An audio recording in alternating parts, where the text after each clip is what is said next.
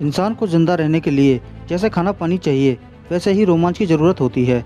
रोमांच की खोज हर कोई अपने तरीके से करता है, लेकिन मेरे लिए सबसे अनोखा रोमांच है ट्रेजर हंटिंग। ट्रेजर हंटिंग जैसे चुनौतियों से भरे काम करने का मज़ा इतना अलग होता है कि इससे सुकून भी मिलता है और नींदें भी उड़ जाती हैं। रोमांच का मज़ा 10 गुना तब हो जाता है जब हम कोई कोडेड खजाना ढूंढने निकलते हैं, जहाँ कोई पहेलियाँ हमें खजाने तक पहुँचाती हैं। वो लम्हा हमारे लिए अलग ही होता है। खैर, आज हम उन खजानों की बात करेंगे जो इंसान को गलती से मिले। So let's begin. Number 5, AD&NG। जब हम कोई नया घर खरीदते हैं तो अक्सर हमें घर में अनचाही चीज़ें ही मिलती हैं, लेकिन फीनिक्स एरिजोना में रहने वाले AD&NG इस कपल को अपने ही घर में बहुमूल्य चीज़ें मिल गईं। अपने ही घर की एक दीवार गिराते वक्त उन्हें एक फर्स्ट एड बॉक्स मिला जिसके पीछे एक 4 डिजिट कोड लिखा था। आगे जब उन्होंने ये दीवार गिराई तो उसमें उन्हें एक सेफ़ मिला जो कि एक कोड से ही खुल सकती थी। फर्स्ट एड बॉक्स के पीछे लिखा कोड एंटर करने के बाद ये सेफ़ खुल गया। इस सेफ में $50,000 के नोट मिले जो कि 1960 के ज़माने के थे, जिसमें एक बर्बन विस्की की बोतल भी थी जो शायद उसी ज़माने की रही होगी।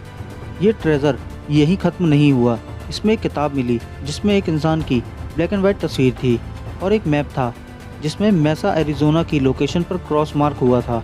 और बस इतना ही नहीं, इसमें एक बिंगो कार्ड भी मिला जिसमें कई नंबर्स को सर्कल भी किया गया था तथा बुक के कई पैसेज को अंडरलाइन भी किया गया था।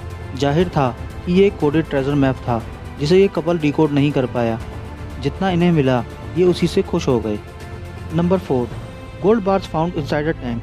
कोई भी आम इंसान ईबे से टैंक खरीदने की कोशिश नहीं करेगा। हाँ, अगर आप निक जैसे एक मिलिट्री हार्डवेयर कलेक्टर हो तो ज़रूर खरीदोगे।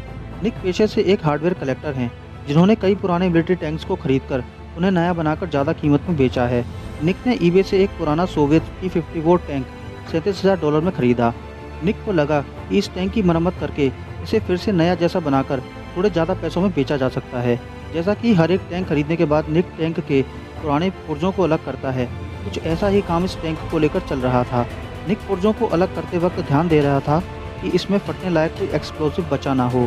फ्यूल टैंक में निक को खतरनाक नहीं लेकिन वाकई में कीमती सोने की ईंटें मिली जिनकी कीमत होती थी $2 मिलियन। रिसर्च करने के बाद पता चला कि सोवियत यूनियन ने ये टैंक इराक को बेचा होगा, जिन्होंने कुवैत से इस सोने की ईंटों की लूट की होगी। लेकिन ये सोने की ईंट इस टैंक में कैसे रह गईं ये नहीं पता चला, इसीलिए ये सारा गोल्ड पुलिस के हवाले कर दिया गया। Number 3, restaurant treasure. कोई बिल्डिंग खरीदनी हो तो मेरे हिसाब से आपको किसी बैंक द्वारा यूज़ की गई बिल्डिंग खरीदने में आपका ज़्यादा फ़ायदा होगा। जाने माने शेफ़ जेमी ओलिवर ने मैनचेस्टर, इंग्लैंड में एक रेस्टोरेंट बनाने के लिए एक बिल्डिंग खरीदी। ये बिल्डिंग पहले एक बैंक हुआ करती थी। जब रेनोवेशन का काम चल रहा था तो बिल्डिंग में मौजूद सारे लॉकर्स, जहां लोग पहले अपने सारे कीमती सामान रखा करते थे, वो खोले गए। इन लॉकर्स में आज भी सारा कीमती सामान मौजूद था। हालांकि ज़्यादातर लोगों ने अपना सामान निकाल लिया था, लेकिन जो लोग मर गए या अपने इस कीमती सामान को भूल गए, वो सारा सामान इस रेनोवेशन के दौरान खोजा गया। इसमें सोने चांदी की चीज़ें और कैश शामिल थे। इस सामान की कुल कीमत $1.7 मिलियन आंकी गई। Number 2, SS central America. SS central America इस जहाज़ पर 1857 में डूबा खजाना अमेरिका के इतिहास में सबसे बड़े खजानों में से एक हुआ करता था। हवाना से 600 पैसेंजर्स और क्रू मेंबर्स को लेकर निकला SS सेंट्रल अमेरिका इस जहाज़ पर 3 टन सोना था। कहा जाता था कि इस जहाज़ पर इतना सोना था कि किसी भी इंसान की आंखें चकाचौंध हो जाती। 1857 में ये जहाज़ अटलांटिक महासागर साउथ कैरोलिना में आए तूफान की वजह से पानी में डूब गया। सैकड़ों सालों से पानी में डूबे इस जहाज़ को इंतज़ार था किसी के खोजे जाने का।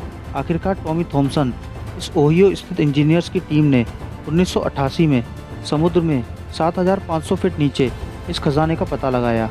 इस जहाज़ से 40 मिलियन का गोल्ड बरामद किया गया, जिसमें सोने की ईंटें और कॉइन्स की भरमार थी। इसके मालिकाना अधिकार को लेकर ये कई दशकों तक कानूनी पेचीदगियों में अटका रहा। Number 1, old cards found on attic. खजाना वो नहीं होता जो सिर्फ सोना या चांदी के रूप में मिले। कभी कभी हमें अपने ही घर में बरसों से पड़ी ऐसी चीज़ें मिल जाती हैं जिनकी कीमत करोड़ों में होती है और हमें पता भी नहीं होता। आपके घर में शायद कोई ऐसी चीज़ हो सकती है जिसकी कीमत लाखों में हो। खैर, ये घटना घटित हुई थी 2017 में।